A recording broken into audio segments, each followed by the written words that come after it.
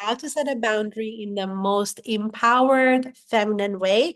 Today, we're going to be talking about the early dating phase.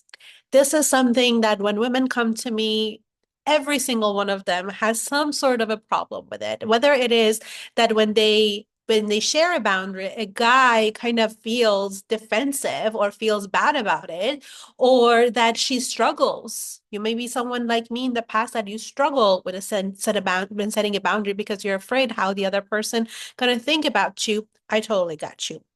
So the first thing that we want to reframe and make sure that we understand is that boundaries are something that, especially in the dating phase, are so essential for you to find the right person for you.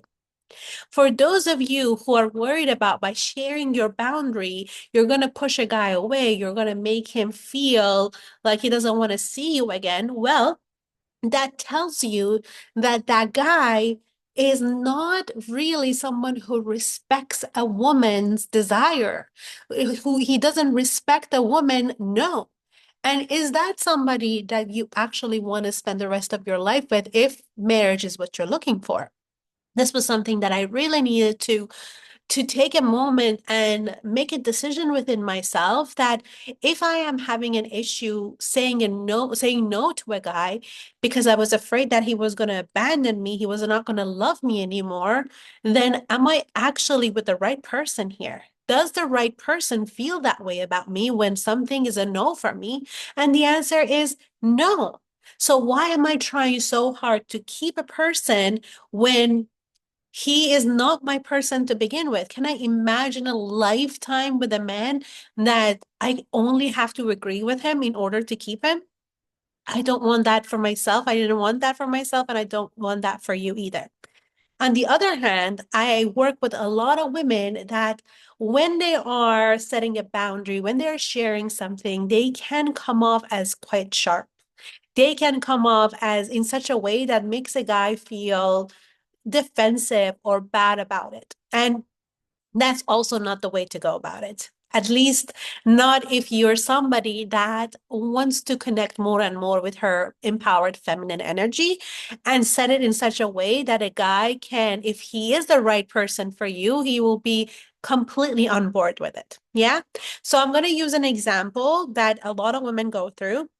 If you're a woman that is single and you're circular dating and you're like, okay, in order for me to stay objective, I definitely don't want to go too fast, too soon with anyone. I don't want to sleep with anyone who is not, I'm not in a committed relationship with. So I'm not going to be going to a man's house early on.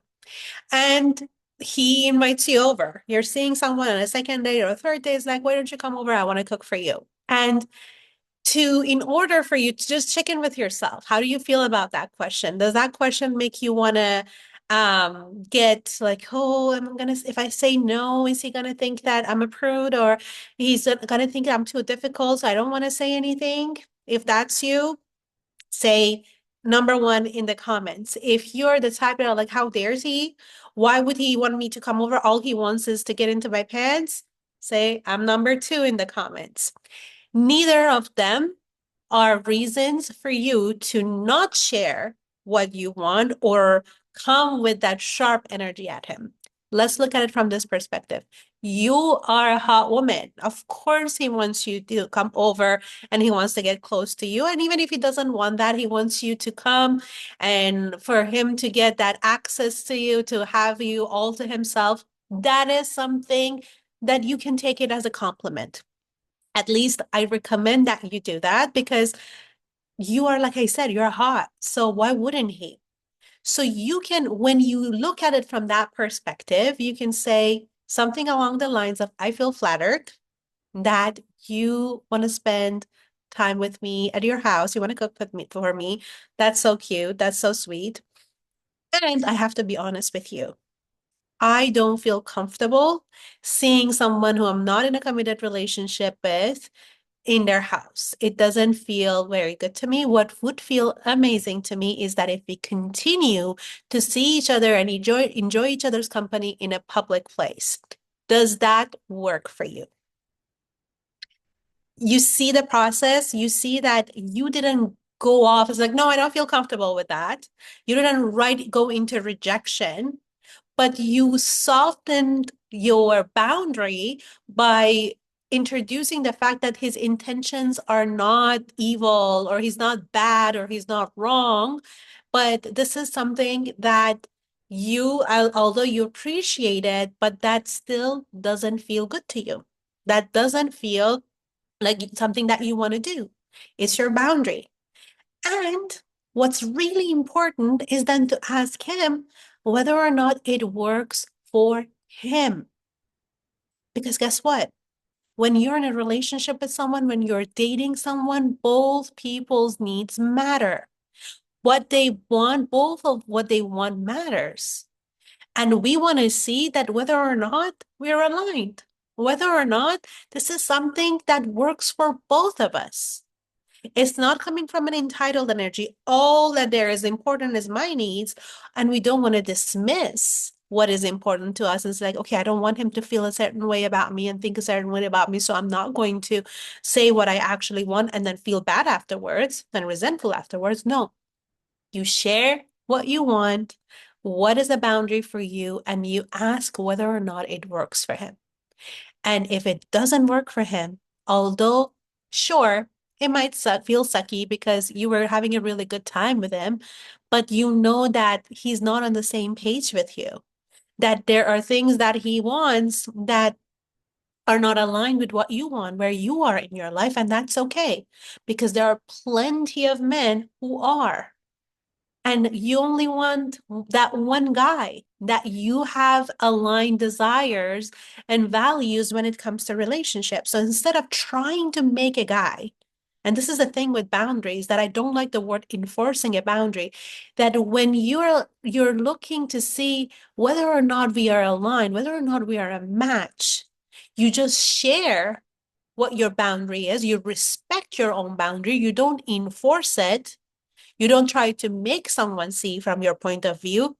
Then everything starts to change and shift in your energetics. And you open up the space for a guy that would be like, of course.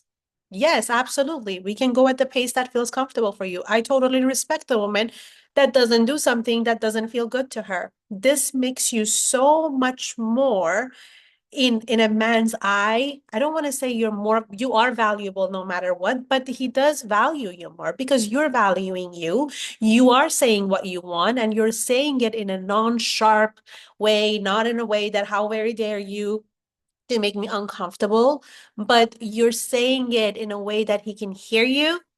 He can contemplate whether or not it works for him. And now both of you can decide whether or not you're a good match.